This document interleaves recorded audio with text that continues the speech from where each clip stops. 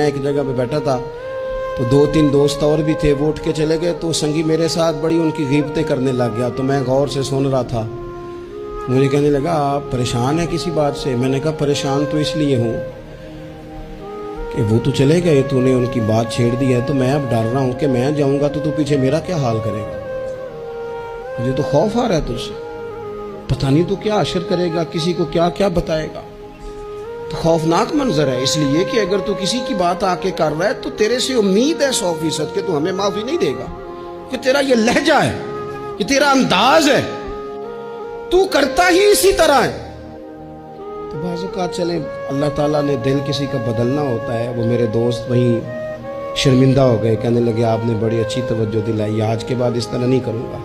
میں نے کہا یار ہو جاتی ہیں غلطیاں، لیکن یہاں تو آپ کو اس کے منہ پہ بات کرنی چاہیے تھی، سمجھانا چاہیے تھا، یا دعا کرنی چاہیے تھی۔ اپنے سنگیوں کا ساتھ رہنے والا